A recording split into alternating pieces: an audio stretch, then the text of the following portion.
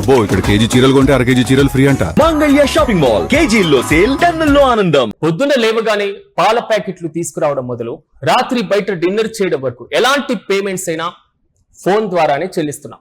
₹1 దగ్గర నుంచి ₹1,00,000 వరకు యూపీఐ ద్వారానే లావాదేవీలు నిర్వహిస్తున్నాం. దీనికోసం గూగుల్ పే యూజ్ చేస్తున్నాం, ఫోన్ పే యూజ్ చేస్తున్నాం, పేటిఎం యూజ్ చేస్తున్నాం. భీమ్ లాంటి యాప్స్ వాడకం జీవితంలో ఒక భాగంగా మారిపోయింది. అయితే మొన్నటి వరకు ఫ్రీగా జరిగినటువంటి ఈ లావాదేవీలు ఇకపైన అలా ఉండబో, అస్సలు ఉండబో కూడా. ఎందుకంటే ఇన్నాళ్ళు డిజిటల్ పేమెంట్స్ ను పెద్ద ఎత్తున ప్రోత్సహిస్తున్నటువంటి మోదీ సర్కార్ ఇక ఛార్జీల వాతకు తెరలేపేసింది. యూపీఐ లావాదేవీలపైన మర్చెంట్ డిస్కౌంట్ రేట్, ప్రధానంగా ఎంటీఆర్ అని పిలుస్తూ ఉంటాం, దాన్ని విధిస్తూ రూపొందించినటువంటి యూపీఐ ట్రాన్సాక్షన్ ఛార్జీల బిల్లుకు లోక్సభ తాజాగా ఆమోదం తెలిపింది. తద్వారా యూపీఐ పేమెంట్స్ తో పాటుగా రూపే డెబిట్ కార్డు పేమెంట్స్ పైన ఛార్జీలు వసూలు చేసుకునేటువంటి అధికారం బ్యాంకులకు, పేమెంట్ సిస్టమ్ ప్రొవైడర్లకు ఇస్తూ కూడా కేంద్రం తలుపులు బార్లా తెరిచేసింది. ఇలాంటి చర్చ లేకుండానే ఈ బిల్లును లోక్సభ ఆమోదించడం పైన ప్రతిపక్షాలు మండిపడుతున్నాయి.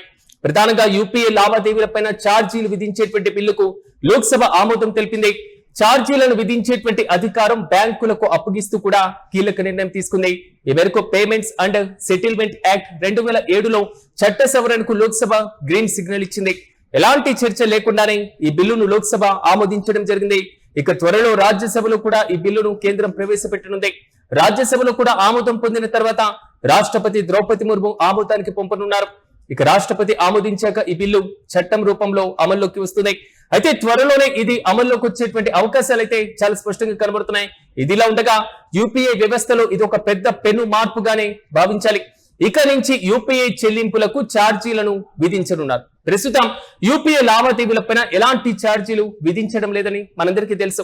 మీరు ఎవరికైనా డబ్బులు పంపాలన్నా లేదా వేరే వాళ్ళ దగ్గర నుంచి డబ్బులు స్వీకరించాలన్నా ఉచితంగా ట్రాన్సాక్షన్లు నిర్వహించుకోవచ్చు.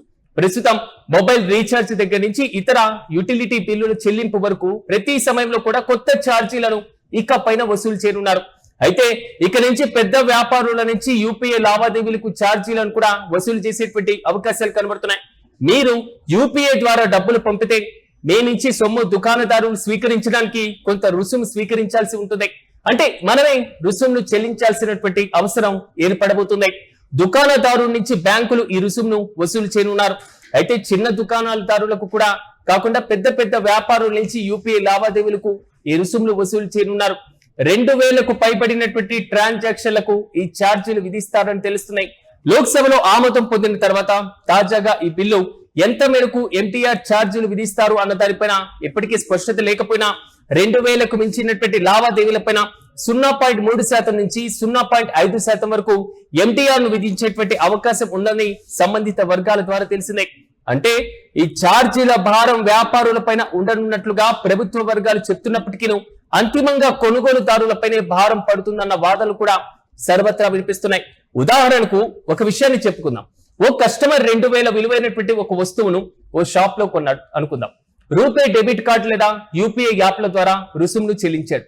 జీరో ఎంటీఆర్ పాలసీ వల్ల ఇప్పటి వరకు ఈ పేమెంట్ కు కస్టమర్ చెందినటువంటి బ్యాంక్ లేదా వ్యాపారికి చెందినటువంటి బ్యాంకులతో పాటుగా పిఎస్సీలు ఉచితంగానే ప్రాసెస్ చేసేవి. ఇప్పటి వరకు జరిగినటువంటి ప్రాసెస్ ఈ విధంగా ఉంది. దీనివల్ల సదరు వస్తువును అమ్మినటువంటి వ్యాపారి ఖాతాలో ₹2000 జమ అయ్యేవి. అంటే జీరో ఎంటీఆర్ పాలసీ రద్దు కాబోతున్న నేపథ్యంలో కస్టమర్ పేమెంట్ ను ప్రాసెస్ చేసినందుకు బ్యాంకులు, పిఎస్సీలు వ్యాపారుల దగ్గర ఇకపై నుంచి ఛార్జీలు వసూలు చేస్తాయి. దీనివల్ల వ్యాపారి ఖాతాలో 2000 కంటే తక్కువ నగదు జమ అవుతుంది. దీంతో తాను నష్టపోయేటువంటి సదరు ఛార్జీ మొత్తాన్ని వ్యాపారులు కస్టమర్ల దగ్గర నుంచే వసూలు చేసేటువంటి అవకాశం ఉందని ఆర్థిక నిపుణులు చెప్తున్నారు. అంటే తాము కస్టమర్ల పేమెంట్స్ పైన ఛార్జీలు వేయనట్లే ప్రభుత్వ పెద్దలు చెప్తున్నప్పటికీ ప్రాసెసింగ్ లేదా అదనపు ఛార్జీల పేరిటనో లేదా వస్తువు ధరను పెంచేటువంటి వ్యాపారులు, కొనుగోలుదారుల వద్దే ఆ ఛార్జీలు రాబడతారని కూడా హెచ్చరిస్తున్నారు. అలా అంతిమంగా సామాన్యుడిపైనే ఆర్థిక పోటు పడవచ్చని కూడా ఆర్థిక నిపుణులు అంటున్నారు. పైగా దీనివల్ల యూపీఐ లావాదేవీలు తగ్గుముఖం పట్టడంతో పాటుగా చివరకు ఆన్లైన్ లావాదేవీలు వ్యాపారులు నిరాకరించేటువంటి అవకాశం ఉందని కూడా హెచ్చరిస్తున్నారు. అంటే గతంలో మర్చెంట్ డిస్కౌంట్ రేట్ పేరుతో వ్యాపారుల నుంచి యూపీఐ లావాదేవీలకు ఛార్జీలు వసూలు చేయగా 2020 నుంచి దీన్ని రద్దు చేశారు. ఇప్పుడు మళ్ళీ మర్చెంట్ డిస్కౌంట్ రేట్ ను ప్రవేశపెట్టాలని కేంద్రం నిర్ణయించింది. అయితే కేంద్రం తీసుకువచ్చినటువంటి బిల్లు వల్ల సామాన్య ప్రజలతో పాటుగా చిన్న దుకాణదారులపైన ఎలాంటి ప్రభావం చూపించదు. ఇక పర్సన్ టు పర్సన్ ట్రాన్సాక్షన్లు, చిన్న వ్యాపారులకు చేసేటువంటి లావాదేవీలు ఎప్పటిలాగే ఉచితంగా చేసుకోవచ్చు. కేవలం పెద్ద వ్యాపారులపైన మాత్రమే దీని ప్రభావం పడనుంది. అయితే ఈ నిధులను యూపీఐ వ్యవస్థ బలోపేతం చేయడానికి ఉపయోగించనున్నారు. యూపీఐ నిర్వహణ, మౌలిక సదుపాయాల యొక్క బలోపేతం కోసం వ్యాపారుల నుంచి వసూలు చేసేటువంటి నిధులను వాడుకోనున్నారు. యూపీఐ వ్యవస్థ నిర్వహణకు ఎంత ఖర్చు అవుతుంది? అయితే పేమెంట్స్ అగ్రిగేటర్లకు కేంద్రం సబ్సిడీ కూడా అందించబోతుంది. అయితే మౌలిక సదుపాయాల విస్తరణ తమకు భారం అవుతుందని పేమెంట్స్ అగ్రిగేటర్లు కేంద్రం పైన ఎప్పటి నుంచో ఒత్తిడి తెస్తున్నారు. ఈ నేపథ్యంలో దేశంలో యూపీఐ లావాదేవీలపైన భవిష్యత్తులో మర్చెంట్ డిస్కౌంట్ రేట్ ఎంటీఆర్ విధించేటువంటి అవకాశానికి వీలుగా మోదీ సర్కార్ చట్టాల్లో మార్పులు చేయడంతో కొత్త చర్చ మొదలైంది. ఈ నిర్ణయం వెనుక అమెరికా ఒత్తిడి ఉందా అనేటువంటి ప్రశ్నలు కూడా ప్రముఖంగా వినబడుతున్నాయి. ఈ నేపథ్యంలోనే ప్రముఖ వాణిజ్య పరిశోధన సంస్థ అయినటువంటి global trade research initiative GTRI కూడా కీలక వ్యాఖ్యలు చేసింది. అమెరికా ఒత్తిడిని తలొగ్గి మోదీ సర్కార్ దేశంలోని యూపీఐ పేమెంట్స్ విధానాన్ని మార్చకూడదని, దేశ ప్రయోజనాలతో పాటుగా పోటీ సామర్థ్యం, చెల్లింపుల వ్యవస్థ, స్వయం ప్రాతిపత్తిని కాపాడుకోవాలంటూ కూడా సూచించడం జరిగింది. అయితే ప్రస్తుతం యూపీఐ పేమెంట్లు ఉచితంగానే చేస్తున్నాం. గూగుల్ పే ద్వారా, ఫోన్ పే ద్వారా, వివిధ యాప్ల ద్వారా డబ్బులు పంపినా లేక మనమే స్వీకరించినా ఎలాంటి రుసుములు వసూలు చేయడం లేదు. ఇకపైన వీటికి రుసుము కట్టాల్సిందే. బ్యాంకులు ఈ రుసుములు వసూలు చేస్తాయి. అదేవిధంగా ఆర్టీజీఎస్, నెఫ్ట్ ద్వారా చేసేటువంటి తక్షణ చెల్లింపులకు సేవా రుసుము చెల్లించాల్సి ఉంటుంది. ఇక నోటిఫైడ్ ఎలక్ట్రానిక్ చెల్లింపు విధానాలపైన మర్చెంట్ డిస్కౌంట్ రేట్ వసూలు చేయకుండా బ్యాంకులు లేదా చెల్లింపు సేవా సంస్థలు నిరోధించేటువంటి ప్రస్తుతం చట్ట ప్రకారమే నిబంధనలు తొలగించాలంటూ కూడా ఈ సవరణ బిల్లు సూచిస్తున్నాయి. ఇదిలా ఉంటే కేంద్ర ఆర్థిక శాఖ మంత్రి నిర్మలా సీతారామన్ పన్నులు, ఇతర చట్టాలకు సంబంధించిన సవరణ బిల్లు 2026ను పరిశీలన నిమిత్తం ప్రవేశపెట్టారు. దీని ప్రకారం పేమెంట్స్ తో పాటుగా settlement systems act 2007, income tax act 2025, finance చట్టం 2026 ఈ మొత్తాన్ని కూడా సవరించడం ఈ బిల్లు యొక్క ప్రధాన ఉద్దేశం. వినియోగదారులు, చిన్న వ్యాపారుల కోసం డిజిటల్ చెల్లింపు సేవలపైన రుసుము విధించడంతో పాటుగా డిజిటల్ చెల్లింపుల వ్యవస్థను నడిపించేటువంటి బ్యాంకులు, చెల్లింపు సేవా ప్రదాతలు, అదేవిధంగా చెల్లింపు మౌలిక సదుపాయాల సంస్థలకు ఒక స్థిరమైనటువంటి ఆదాయం వచ్చేలా చేయడం ప్రభుత్వ లక్ష్యంగా కనిపిస్తుంది.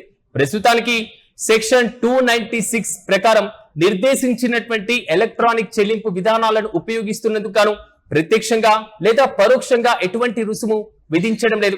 అంటే చట్ట ప్రకారం మారిన తర్వాత ఇలాంటి చెల్లింపులపైన బ్యాంకులు ఛార్జీలు విధించబోతున్నాయి. వినియోగదారులపైన అదనపు భారం పడేటువంటి అవకాశం కూడా కనబడుతుంది. దీనివల్ల మళ్ళీ నగదు లావాదేవీలు పెరుగుతాయని నిపుణులు అంచనా కూడా వేస్తున్నారు. యూపీఐ లావాదేవీలపైన మర్చెంట్ డిస్కౌంట్ రేట్ విధించేటువంటి అంశంపైన బుధవారం ఆర్బీఐ గవర్నర్ సంజయ్ మల్హోత్రా స్పందించడం జరిగింది. డిజిటల్ చెల్లింపుల వ్యవస్థను బలోపేతం చేయాలంటే దాని నిర్వహణ వ్యయాన్ని ఎవరో ఒకరు భరించాల్సిందే. అయితే ఆ భారం నేరుగా సాధారణ వినియోగదారులపైనే పడుతుందని ఇప్పుడు చెప్పలేమని ఆయన పేర్కొన్నారు. వ్యవస్థ నిర్వహణకు ఖర్చు తప్పదు. ఆ ఖర్చును ఎవరో ఒకరు చెల్లించాల్సి ఉంటుంది. కానీ అది సాధారణ వినియోగదారుడే చెల్లిస్తారని చెప్పేటువంటి అవకాశం ఉండదు.